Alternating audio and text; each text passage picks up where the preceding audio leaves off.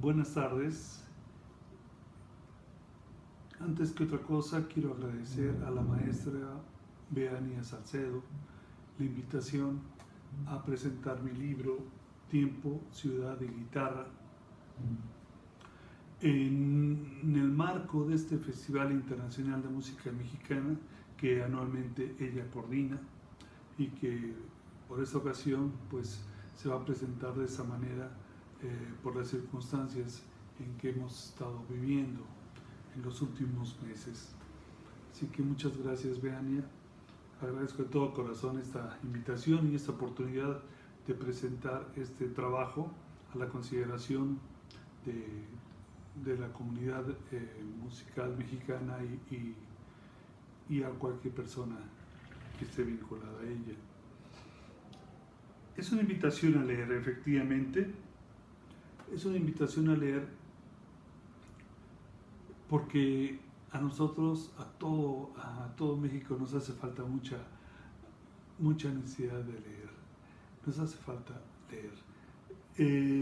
Y esta oportunidad quizá es interesante porque azarosamente logré que muchos de los pioneros de la guitarra clásica en México, que todavía tuve la oportunidad de platicar con ellos largamente, me hubieran dado esa oportunidad de registrar sus voces, sus anhelos, sus vivencias, sus miedos, incluso algunos pensamientos profundos, subconscientes que en el momento de la entrevista salen quizá. Y eso el libro lo registra como un elemento básico de la historia que académicamente le llaman historia oral. Este trabajo formó parte justamente de ese registro porque curiosamente me di cuenta que no había un trabajo que agrupara a tales personajes, por un lado, que era una manera de rendirles homenaje, pero era una manera de enterarnos a través de las voces ya de vivencias de muchos años de esos personajes y que podrían perderse finalmente como suele ocurrir, porque es una historia, este tipo de historias de instrumentos y de pioneros no son tan fácilmente registradas dentro de la historia oficial o dentro de los ámbitos académicos incluso. Se puede decir que este tipo de tendencia del registro de la historia oral se puede decir que es nueva en términos históricos. Los antropólogos lo hacen, los periodistas efectivamente, pero en términos históricos no es algo que se registre de manera muy común. Y ahora ya estamos más acostumbrados a través del documental, las entrevistas de noticieros, en fin, pero que quede registrado un documento al cual la gente tenga acceso para consultarlo, o los estudiantes para conocer los orígenes de sus pioneros, de esos maestros que forjaron la guitarra académica de una manera nada fácil, como se va a poder apreciar en el libro. Entonces, en ese sentido, yo creo que sí es muy importante hacer ese rescate, en este caso documental, que pude lograrlo a través del registro de sus voces. La idea era que las voces de ellos nos fueran narrando cómo fueron esos inicios y cómo llegó a consolidarse un movimiento que hoy en día ya podemos apreciar en su total cabalidad y que vemos que tiene un potencial tremendo. Y ya hay gente importante a nivel internacional, ya hay grabaciones importantes a nivel nacional, hay nuevas composiciones tanto para guitarra sola como para orquesta, ya hay una literatura muy amplia y hay una manera de divulgación que ya a nivel mundial nos ha incluso rebasado porque es muchísima la información que se da, pero en los momentos en que ellos vivieron, nada de eso existía, se iba haciendo ladrillo con ladrillo, piedra con piedra, para irlo construyendo. Entonces, esa fue la mirada con la que yo empecé este trabajo de una manera azarosa al hacer una entrevista en una revista que yo trabajaba en 1998 aproximadamente en el sindicato de músicos. Le hice una entrevista al maestro Miguel Peña, que también ha sido guitarrista, pero en el ámbito de las grabaciones, de los estudios de grabación, con José José, con conciertos cuando venía Juan Manuel Serrat, con Natalia Lafourcade, en fin, con artistas que se dedican a otro tipo, digamos, de música. Y él había trabajado con todos ellos, y al platicarme sus inicios, me comentó que tuvo una formación en la Escuela Nacional de Música. Entonces es por eso que yo me di a la tarea de rescatar esas voces que todavía en el año 2000, 2003, que fue cuando hice este trabajo, pude hablar a plenitud con todos ellos, entrevistas abiertas, profundas, a profundidad, y logré rescatar algunas voces que desafortunadamente ya ahora en este 2020 ya no están con nosotros, pero sin embargo me ayudaron a conformar una buena parte de la información que este libro contiene. Este libro contiene obviamente información también de índole documental, alguna de primera mano, lo cual es una, pues sí, es una novedad, es un pequeño aporte que yo logré gracias al estudio de algunos archivos, particularmente del CESU, el Centro de Estudios sobre la Universidad, aquí en el Distrito Federal. Entonces, con esto logré crear un documento que ya queda, con el que queda plasmado las voces y obviamente el testimonio de estos testigos de esas épocas. El trabajo está dividido en varias generaciones. Fundamentalmente abordé 3 generaciones básicas, las cuales les voy a explicar someramente quiénes son los que participan en esas 3 generaciones. Los 3 bloques generacionales van a estar representados por 12 personajes básicos que considero fundamentales en este periodo de formación de la guitarra clásica en México. El primer bloque va a estar integrado por Octaviano Yáñez, Guillermo Gómez Bernet, Juan González Belauzarán y Francisco Salinas Villalba. El segundo bloque va a estar conformado por Rafael Gómez Adame, Jesús Silva Valdés, Guillermo Flores Méndez y Renán Cárdenas Pinelo. Y el tercer bloque, que le llamo el bloque de la consolidación, está integrado por Alberto Salas Rodríguez, Manuel López Ramos, con su estudio de arte guitarrístico, Juan Elguera Villa y Servio Carrizosa Ontiveros. Una de las cosas que me sorprendió y que descubrí, se puede decir, con la investigación, fue la importancia de la guitarra séptima en México. Se puede decir, y ahora lo sabemos con total claridad, que la guitarra séptima conformó, se puede decir, todo el siglo XIX y finales del XVIII. De hecho, ya hay investigaciones de nuevos investigadores jóvenes, y está por aparecer un libro muy importante de un investigador que se llama Arturo Ramírez sobre la guitarra séptima, que es su trabajo de doctorado, y está pronto también salir en una edición por parte de la Universidad de Nayarit. Pero cuando realicé este trabajo, la guitarra séptima para mí fue todo un hallazgo. No se sabía mucho, había algunos trabajos, pero como ocurría en esa época de antes del 2000 y principios del 2000, de finales del 2000 y de principios del 2000, estaban un poco olvidados o soterrados algunos de esos trabajos. Y yo me encontré una cita estupenda que vinculaba la guitarra séptima con uno de los personajes, con Octaviano Yáñez para ser precisos, que es el personaje que registra con mayor claridad esa transición entre la guitarra, vamos a llamarle popular, y la guitarra clásica, todavía diletante porque no existía, no estaba inserta la guitarra dentro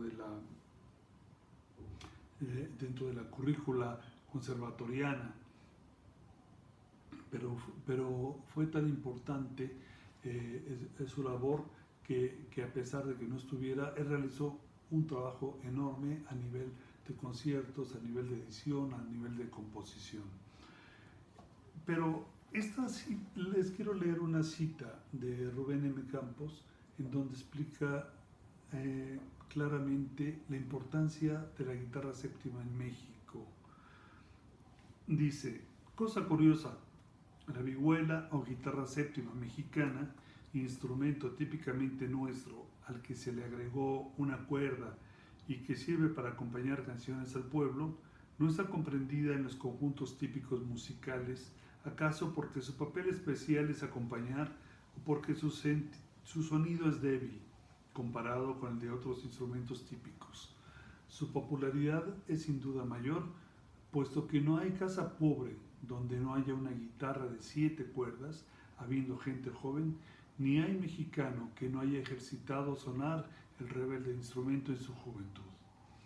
Las 7 cuerdas sencillas o dobles, con excepción de la prima o de la primera, son tocadas a veces con verdadera maestría, sin que se haya hecho un estudio técnico de la vihuela, pero rara vez se oye a un guitarrista que aspira a ser concertista y entonces opta por la guitarra española de 6 cuerdas.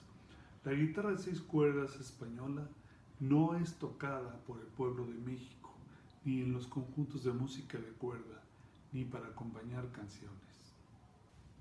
Y justamente quien va a retomar con un énfasis empresarial, según las palabras del maestro Guillermo Flores Méndez, va a ser uno de los integrantes de esa primera generación, que es Guillermo Gómez Bernet.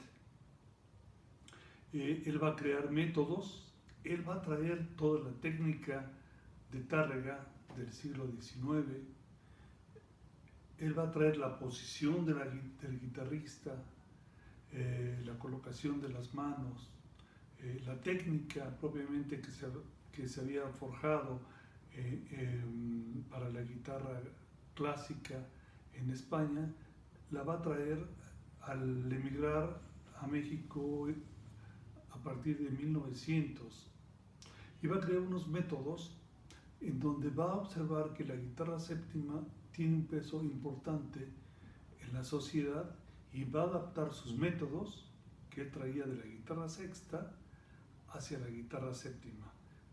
De hecho, va a aportar lo que conocemos como el hexagrama y él va a hacer el leptagrama justamente para que la gente que tocaba generalmente o que conocía la guitarra séptima o que tenía una guitarra séptima tal como nos lo cuenta Rubén M. Campos, pues pudiera retomar ahora esa nueva técnica, esas nuevas piezas que él componía o transcribía.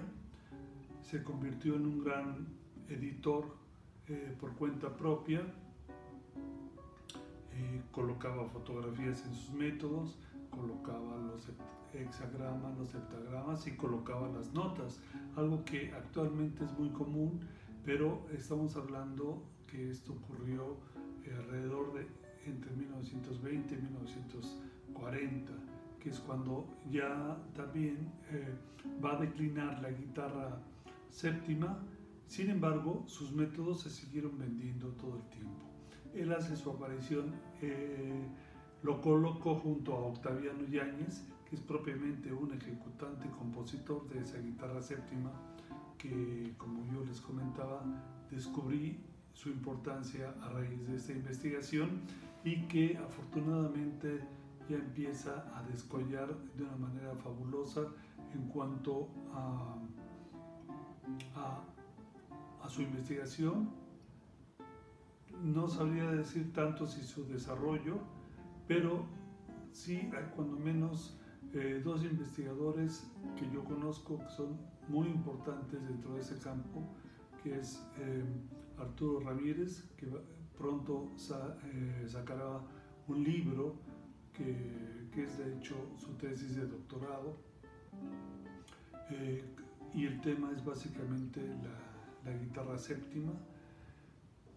Y el otro personaje es Martín Valencia, Jorge Martín Valencia, que ha hecho una gran investigación diletante fuera de los ámbitos académicos, y una recopilación iconográfica y de partituras que creo que no se había logrado hasta ahora en ningún campo, porque él recopila tanto de guitarra séptima como de piano, todo lo que tenga que ver propiamente con el siglo XIX. Él es un gran conocedor y un gran investigador. Hasta el momento su labor la finca en la recopilación de información. Todavía no nos ha regalado algún trabajo por escrito, pero seguramente en un futuro lo hará. Entonces, estos elementos de la guitarra séptima son los que yo retomo de una manera básica. Se puede decir que yo señalo algo que ya estaba en el ambiente, pero que no había sido puesto en un texto propiamente, dentro del conjunto panorámico que esta obra abarca, un conjunto panorámico, una visión panorámica de la historia o de los inicios de la guitarra clásica en México. En el siguiente bloque generacional van a figurar dos guitarristas fundamentales. Uno va a ser Renan Cárdenas y el otro va a ser Rafael Gómez Adame. El primero, Renan Cárdenas Pinelo, se tenían ya algunas nociones, algunos elementos ya se tenían registrados, su información. Él falleció en la década de los 60. Sin embargo, tuve la oportunidad de platicar con su viuda y eso me permitió conocer un poquito más de un personaje tan singular. Curiosamente, él no quería ser conocido como el hermano de Guti Cárdenas. Sin embargo, para su mala fortuna en ese sentido, así es como muchos lo conocen. Él se llamó Renan Cárdenas y por ahí se comenta, y yo lo registro en el libro, que él tuvo una importancia fundamental en una de las canciones de Guti Cárdenas. Al platicar con su viuda, me permitió obtener algunas partituras, algunos documentos que habían sido importantes durante su corta carrera. Pero una de la importancia que tuvo, uno de los aspectos más importantes que tuvo para la guitarrística mexicana fue que fue el primer egresado del Conservatorio Nacional. El Conservatorio Nacional tuvo un periodo en donde no hubo profesores de guitarra. Si bien Juan González Benauzarán había inaugurado exitosamente el conservatorio en 1921, solamente pudo llegar hasta 1926. En el libro se detalla el proceso de cómo sucedió este fenómeno y por qué dejó de funcionar ese año. Juan González Balunzarrán lo retoma en 1929 gracias a la creación de la Facultad de Música y ya lo continuará hasta el fallecimiento de este maestro en la década de los 60. En 1935 logra retomarse la cátedra en el conservatorio bajo la batuta del maestro Francisco Salinas, otro de los personajes fundamentales de esta generación y quizá el más conocido. Ha sido uno de los guitarristas más destacados, ya sea por sus grabaciones que afortunadamente se pueden localizar actualmente, ya sea a través de Spotify o de Apple Music o cualquier otro medio de este tipo que permite reproducir en streaming este tipo de grabaciones, o porque fue el primer maestro que el segundo maestro podemos decir, pero el primero después de una larga temporada que el conservatorio no tuvo. Él lo retoma en 1935 por un concurso de oposición justamente, y vuelve a asignarse ya a la carrera de guitarrista, no sin problemas en el medio entre los mismos músicos, como nos lo relata de una manera muy sabrosa varios de los maestros, y ya a partir de entonces ya la carrera queda implantada. Un poquito después se implanta ya en la Superior de Música y ya en los 3 ámbitos oficiales la guitarra queda implantada, con problemas como hemos comentado, porque eso es lo que hay que ver. Estos maestros van a abrir brecha y van a picar piedra propiamente. Entonces, en esta generación van a destacar Renan Cárdenas, el maestro Francisco Salinas, que ya venía de la generación anterior, ahí lo coloco, y el otro profesor fundamental va a ser Rafael Gómez Adame. Él va a trabajar muy cercanamente a Julián Carrillo y va a hacer otro tipo de investigación en la guitarra, pero orientada en el ámbito del sonido 13. Muchos de esos elementos quedan plasmados en el libro, que son muy interesantes, pero él tuvo la virtud de componer dos conciertos, pero uno es el que se ha conseguido, que se ha trabajado actualmente, es un concierto de guitarra y orquesta. Se puede decir que es pionero, eso es importante decirlo, porque es pionero dentro de la serie de conciertos que se dan a conocer en el siglo XX o que inauguran propiamente el papel de la guitarra con orquesta.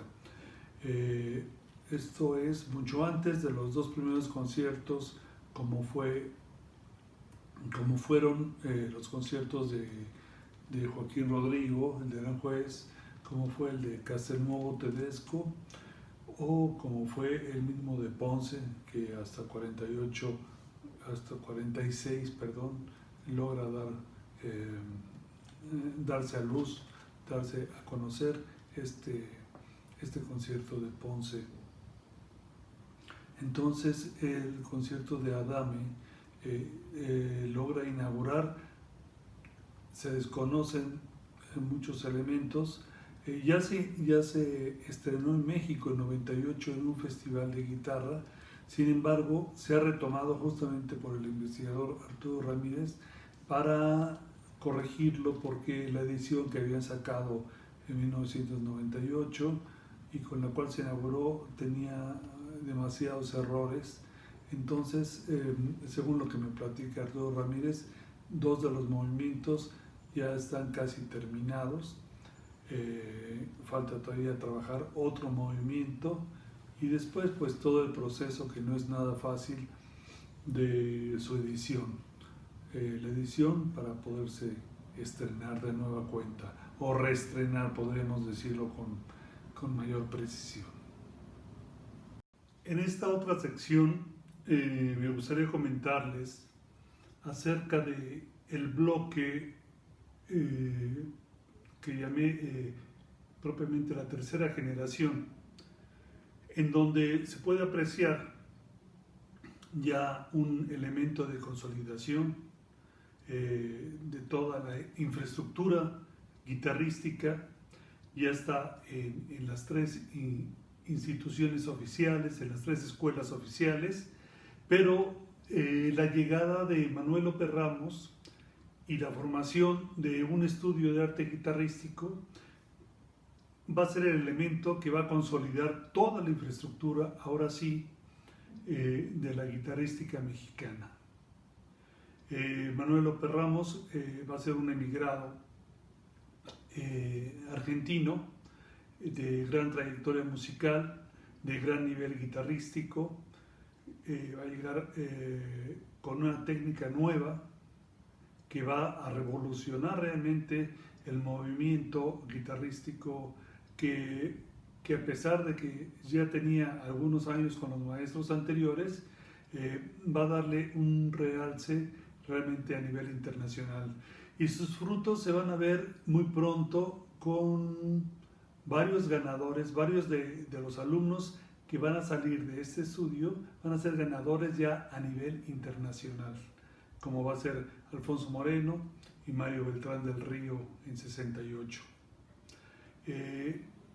Aparte de este movimiento, se va a consolidar otro aspecto que va a ser el nivel de difusión que va a tener la guitarra.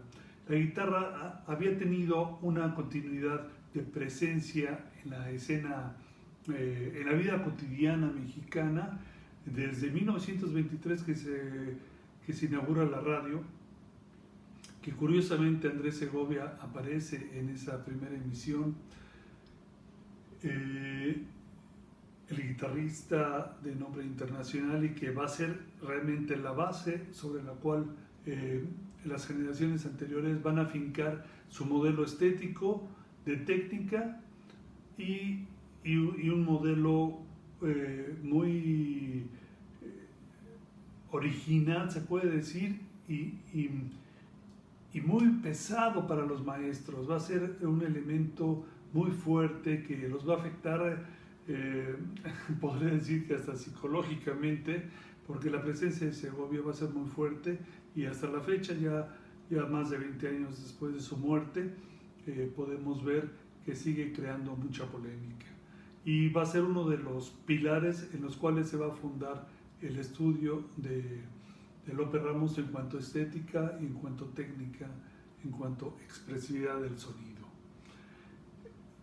Y esto va a seguir, obviamente, en algunos de los maestros. Hay un relato fundamental que me hizo favor de regalar el maestro López Ramos y que yo lo incluyo como un anexo. El maestro López Ramos tenía muy buena mano para escribir, tenía varias facetas en general en su personalidad de vena artística. Él era hermano de una actriz que muchos conocemos, Marga López. Entonces tuvo acceso a otro medio social mexicano también y su academia tuvo mucho éxito en muchos medios que de alguna manera los separaban del ámbito escolar mexicano. Se va a poder apreciar con mucho detalle muchos de esos rasgos en el libro tipo Ciudad de Guitarra. Otro aspecto de esta generación fundamental, como les decía, va a ser el aspecto de la laudería y el aspecto de un quiebre con esta visión segoviana.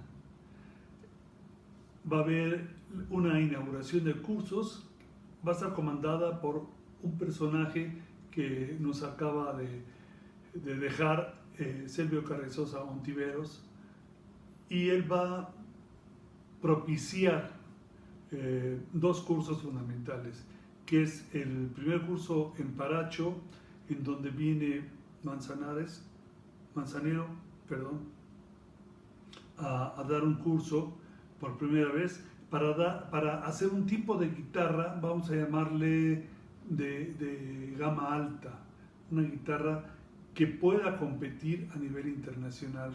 Obviamente muchos tenían guitarras de Paracho, pero había una visión por parte de muchos guitarristas de tener siempre una guitarra que no fuera mexicana, sino tendría que ser española, quizá japonesa, europea, en fin, en general, fundamentalmente española. Se hablaba mucho de las Ramírez en aquel tiempo, y entonces se va a tener la oportunidad, gracias a ese curso inaugural que va a propiciar Silvio Carrizosa, para que se otorguen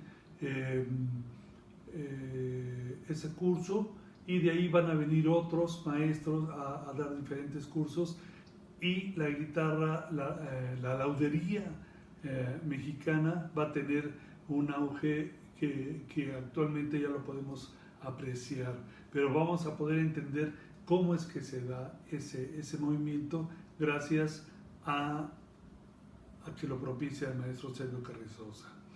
Y todo esto está conjuntado porque sin divulgación no hay posibilidad ni que haya conciertos, ni que se conozcan los guitarristas, ni nada.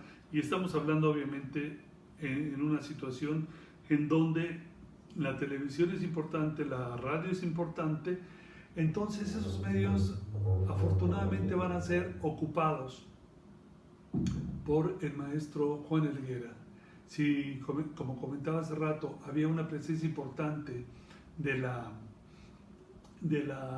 difusión a partir de la inauguración del radio, pues ahora se va a seguir retomando, en este caso por Radio UNAM, la presencia de Juan Helguera va a ir retomando estos elementos históricos, pero añadiendo todos los guitarristas modernos, contemporáneos, y va a presentar semanalmente un programa totalmente original, que era uno de los medios de los cuales se nutrían tanto los escuchas, los adeptos a la guitarra, como los propios guitarristas. Juan Helguera nos dio a conocer muchos de los elementos guitarrísticos que ya se estaban dando en el mundo. Y durante una corta temporada tuvo también la oportunidad de hacer varios programas de televisión que desafortunadamente creo que no se salvaron todos después de que terminó la temporada. Algunos yo los tengo en mi sitio de YouTube por si los quieren consultar, pero la verdad es que creo que se perdieron muchos en periodos anteriores, en administraciones anteriores que tuvo Canal 11.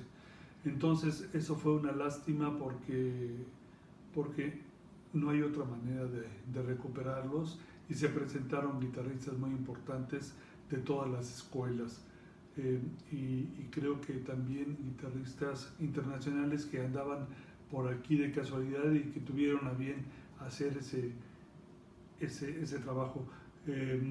Supongo que va a surgir más información después de que se acomoden los elementos que nos hizo favor de guardar y de dejar en algún testamento, supongo, el maestro Juan Helguera, que también desafortunadamente nos abandonó este año. Y entonces esos elementos ya van a consolidar tanto la divulgación, la creación de nuevos cursos.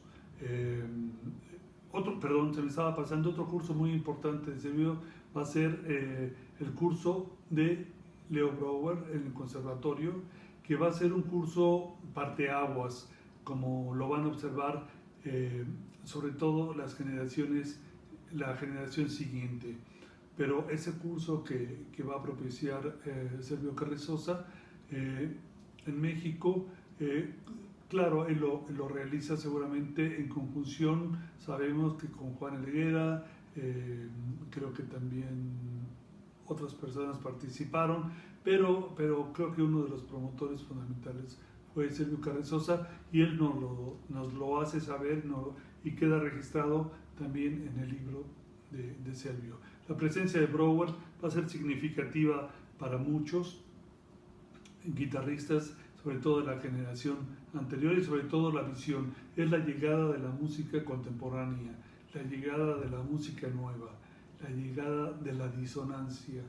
No es que estuviera en contra de la expresividad, porque Leo Brouwer va a ser siempre muy expresivo en su toque, pero es una nueva forma de componer, es una nueva forma de ver el mundo, y esto a muchos obviamente no les agradará, incluso dentro de los o no lo seguirán, no tanto que no les agrade, sino que no van a continuar esa línea, incluso a muchos de los guitarristas mexicanos, pero a otros sí les abrirá otra puerta.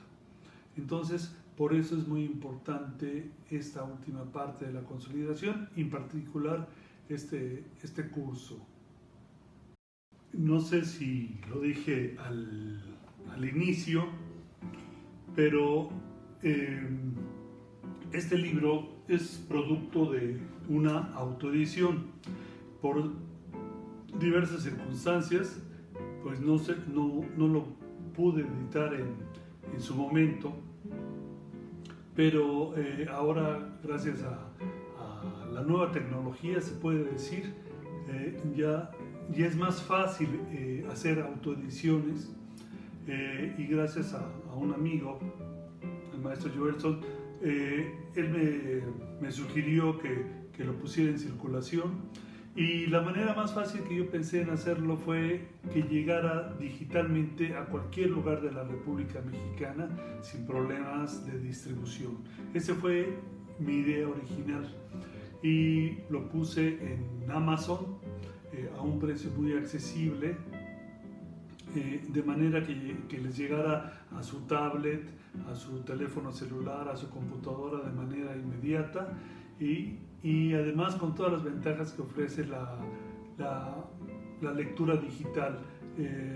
Yo pensé fundamentalmente que los jóvenes pues están totalmente abocados, digamos, a las nuevas tecnologías, y que iba a ser muy aceptado por esta vía. Y sí ha sido aceptado, pero la verdad es que, déjenme decirles que ha sido en una escala muy pequeña. Es decir, la gente me ha pedido el libro físico, porque efectivamente yo soy totalmente de acuerdo que el libro físico es irreemplazable. Todos aprendimos a leer en libros físicos, y no hay como tenerlo, como andarlo cargando, como sopesarlo. Y bueno, entonces eso también me obligó a hacerlo en un tiraje pequeño, solamente casi a petición de los interesados, o de algunos festivales en donde he ido, edito algunos y yo mismo los entrego. Pero ahora ya hay, gracias a esta época que estamos viviendo, hay otra forma que se llama pedido bajo demanda, que lo pueden solicitar en las librerías Gandhi, ya sea en las librerías físicas o en las librerías online, en las librerías del sótano, e incluso en Sanborns. Y las tarifas que cobran por envío, pensando en la República o aquí mismo en México, creo que son muy pequeñas. En algunos casos es gratis. Cada librería tiene su propia reglamentación, pero en general creo que son accesibles. Creo que sale mucho más práctico que yo se los enviara por correo ordinario. Correo ordinario en general tarda de 15 a 20 días hábiles. Es decir, estamos hablando de 2, 3, 4 semanas en que pueda llegar de aquí a Querétaro, de aquí a Nayarit. Se los digo por las experiencias de que envié algunos a Coahuila, a Nayarit, a Veracruz, a Tabasco, y más o menos ese fue el promedio de tiempo en el que llegó. Y creo que con las librerías tarda de 5 a un poquito menos, de 5 a 7 días en llegar, ya sea a su domicilio o a la librería. Y es pedido bajo demanda, pero con que lo soliciten, ya sea a tiempo, Ciudad y Guitarra, con el título o con mi nombre, Alejandro Rodríguez Maciel. Ahí lo pueden ver en línea, hacen su pago, su pedido y les llega sin mucho problema. Por favor, para cualquier comentario, pues les dejo mi correo, es como el libro, el título del libro, tiempo, ciudad y guitarra, @gmail.com o Gmail para decirlo con más propiedad en inglés. Agradezco de nueva cuenta a la maestra Beania Salcedo y a todo el personal que participa en este Festival Internacional de Música Mexicana. Qué mejor que divulgar la obra de estos maestros mexicanos para que no se olviden definitivamente, para que queden siempre, para que sepamos de dónde venimos y para que valoremos su trabajo, aunque ya ellos ya no estén, y que siga perdurando su obra de muchas maneras, como de hecho ha perdurado. Ellos son las bases con las que se formó el movimiento guitarrístico mexicano y sobre todo esta infraestructura institucional, aunque suene un poco pesado el término, pero es una institucionalización de la guitarra que le permitió el despegue que actualmente vemos a nivel nacional e internacional. Muchas gracias.